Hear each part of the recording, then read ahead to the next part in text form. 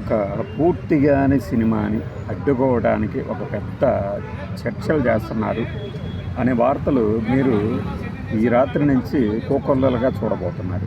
కొన్ని డిస్కషన్లు కూడా పెడతారు.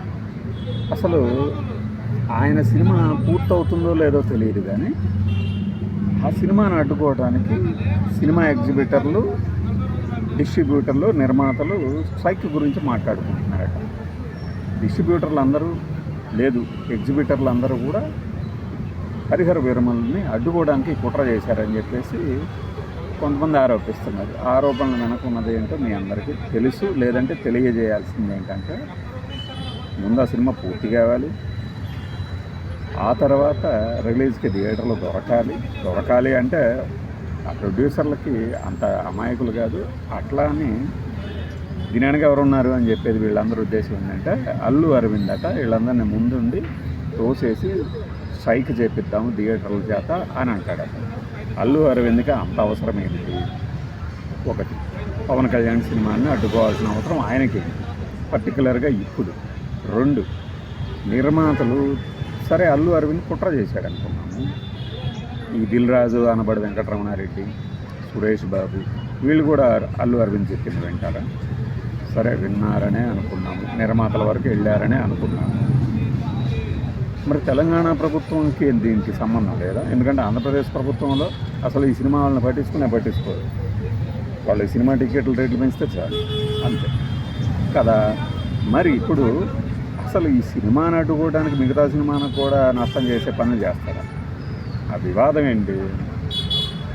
థియేటర్లు యజమానులు కానీ ఎగ్జిబిటర్లు కానీ వీళ్ళకి సెకండ్ వీక్ కలెక్షన్స్లో షేర్ ఇస్తున్నారు. అలా కాదు, మాకు ఫస్ట్ వీక్లో కలెక్షన్లో కూడా షేర్ కావాలి రెంట్తో పాటు అన్నట్టు ఒక డిమాండ్ పెట్టారు. కానీ ఇది ఎందుకు అంటే ఫస్ట్ వీక్ కలెక్షన్స్తోనే ఇంకా అసలు సినిమా ఫస్ట్ వీక్లోనే లేపేస్తున్నారు. సెకండ్ వీక్ దాకా ఉండట్లేదు, ఉన్నా కూడా వాటి కలెక్షన్స్ ఉండట్లేదు. ఆ వచ్చే దాంట్లో కలెక్షన్లు షేర్ అనేది మాకు తగ్గదు, సరిపోవు అనేది ఎగ్జిబిటర్ల వాదనగా చెబుతున్నారు. కానీ కలెక్షన్ల వాటా నిర్మాతలు అనేవాళ్ళు ఎగ్జిబిటర్లకి ఇవ్వడం అనేది జరగదు. కానీ ఆ రెంట్ కూడా రావట్లేదు కాబట్టి ఆ కలెక్షన్లో అంటే రెవెన్యూ షేరింగ్ మీద చేసుకుందాము అనుకొని రెండో వారంలో నడిపిస్తున్నారు. అసలు ఈ కుట్ర తీసి పక్కన పెట్టండి, ఏది సినిమాకు సంబంధించి ఎగ్జిబిటర్లే ఈ ప్రొడ్యూసర్లు ఈ నలుగురు చేతిలోనే ఉన్నాయని చెబుతుంటారు. అంటే ఒక రకంగా వీళ్ళే ఎగ్జిబిటర్లు, వీళ్ళే నిర్మాతలు. నేను ఎట్ ద మ్యాక్సిమంకి వెళ్ళిపోయి ఇంకా ఆలోచిస్తే అంటే అది జరగదు. కానీ ఒకవేళ జరిగితే ఇతర నిర్మాతల దగ్గర నుంచి కూడా ఇంకా గుంజుకోవడానికి ప్రతిపాదన తెచ్చారేమో ఎగ్జిబిటర్ల రూపంలో ఈ నలుగురు నిర్మాతలు అనుకుంటాను. అది వదిలేసి పోయి ఏదో పవన్ కళ్యాణ్ గారి సినిమాను ఆపడానికి కుట్ర జరుగుతుంది, అందుకనే ఈ థియేటర్ల బంద్ అంటారు.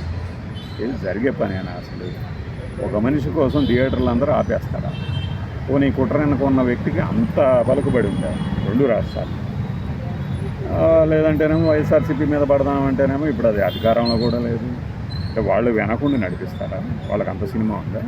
వాళ్ళకి సినిమా ఇండస్ట్రీ మీద కానీ సినిమా థియేటర్ల ఈ యొక్క మాఫియా అనబడు ఆ థియేటర్లు ఎగ్జిబిటర్ల మాఫియా మీద కానీ అంత గ్రిప్ ఉందా? వైఎస్ఆర్సీపీకి లేదు. అల్లు అర్జున్కి అంత గ్రిప్ ఉందా? ఏది మిగతా ముగ్గురు నిర్మాతలను కూడా ఒప్పించి సినిమాని ఆపించి అంత మినిమం సెన్స్ ఉండాలి కదా మనం ఏదన్నా ఎత్తుకునే ముందు. కానీ మీరు నిన్నటి నుంచే చూసుంటారు, ఈ రోజు నుంచి ఇంకా ఎక్కువ అవుతుంది ఆ ప్రచారం.